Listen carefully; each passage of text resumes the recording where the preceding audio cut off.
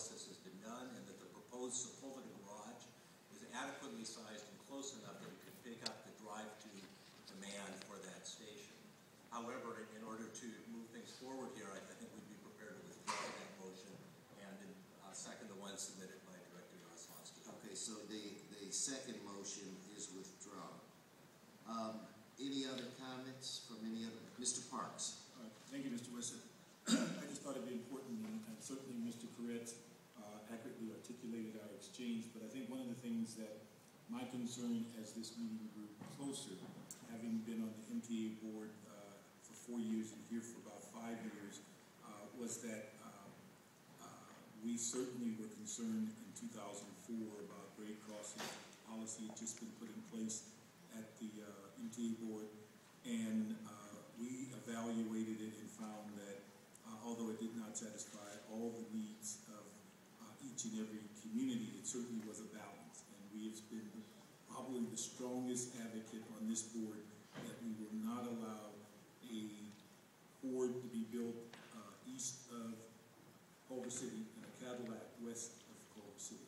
And when it became clear that the grade crossing policy was going to be a major issue, that's when I changed my mind and said I had to vote on this issue. And it didn't hurt that our chair reminded me as a primary member in the sense of the city council putting me in this position. If I were available, I needed to be here. I did remind you. And so these are issues that I think caused us to then advise Mr. Corretz that on this voting issue that it is something that is, even though it's on the west side, is very, very critical to everyone on this line. And so I too support that this go forward. I think the issue is that although many people think about how people can get to the west side, I think from my community standpoint, many people are thinking about how they can get downtown, how they can work, and not have to have a cosigner to pay for parking. And so these are things that are going to be fundamentally important. And as far as the city's standpoint, we also, in one of our motions in 2004, did ask for consideration for grade separations at Crenshaw, at Vermont, and a variety. When we then studied that policy, it was clear that it didn't fit into those areas. We're still working to enhance the safety around Fauché, which we believe is our #1 mission.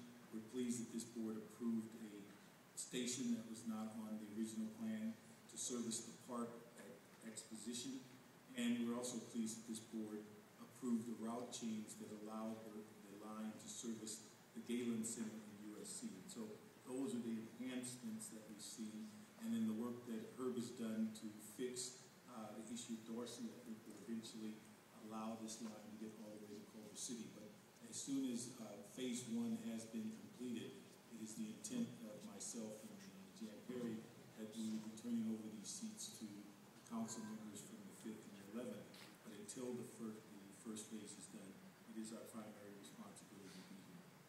Thank you. Mr. Maslow? I'm going to be supporting moving forward with the project for the reasons that Supervisor Yaroslawski and Councilmember Parks noted. Culver City, the line does run through Culver City despite one of the statements to the contrary by a speaker. And although it crosses Washington Boulevard above grade, that's because that grade crossing of Washington Boulevard and Venice Boulevard complied with the existing policy that Metro has in place. Culver City believes that we should be moving forward with in a way that's consistent with the existing policies. We will have this line running very close to people's homes. 7, 8, 9 years ago, people had an extreme amount of concern about the impact of the train running through their neighborhood. And as time has gone by, that concern has changed to excitement.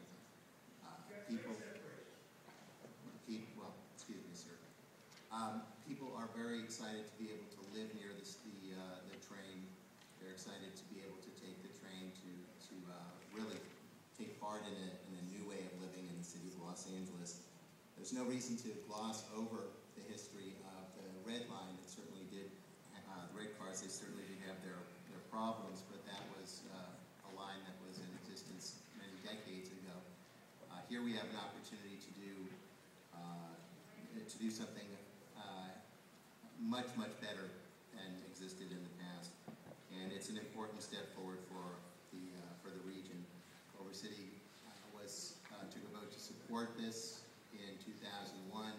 We re-evaluated it and re-voted on it in 2008, and having looked through the final environmental impact report, see no reason to change our community's position. The one thing that I would ask is that as part of the examination of the crossing over Venice Boulevard, that we look into the incorporation of a pedestrian, and maybe allowing pedestrians to cross over Venice Boulevard alongside the train, because it's a very, very wide street with fast traffic, and since the bus connections will be on both sides of the street, it's important to make access from one side to the other as easy as possible. So I'd like to ask for support that be considered as part of a review. Thank you. Director Davis, then Director Roosevelt.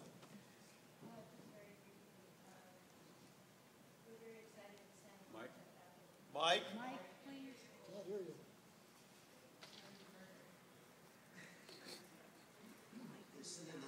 Sit in the hot seat. Ooh, I feel very important now. We in Santa Monica are very excited about the prospect of the Expo Line coming to Santa Monica. We have a severe jobs housing imbalance in Santa Monica. That is a result of an economic boom which sustains our city, but also means that every day the population of our city virtually doubles in size because people drive their cars to Santa Monica to come to work. And the prospect of the Expo Line being able to ameliorate that is absolutely tremendous. I want to thank Supervisor Yaroslavsky for his kind words about our mayor, Ken Genzer, who was a huge supporter of the Expo Line. And I also want to comment about the maintenance yard, which he mentioned. That maintenance yard in Santa Monica is directly across the street from residents of Santa Monica. But I really need to commend our staff in Santa Monica, as well as the Expo Construction Authority staff and the Metro staff who will be operating them, because they have agreed to minimize the impact on residents to the greatest extent possible and have already made commitments in that regard. And based on their good faith in working with the city of Santa Monica, I have no doubt that they will work in good faith with the residents all along the line to make sure that the Expo is a positive impact, has a positive impact. Traffic is a regional problem, and we need regional solutions. And I'll be voting to certify the EIR. Thank you, Mr. Chair. There are many things I want to say, but let me be rather quick about first. Jan Perry and I had long conversations, and I was very clear that I wanted to be on this particular meeting for the particular reasons that it impacts the 11th District.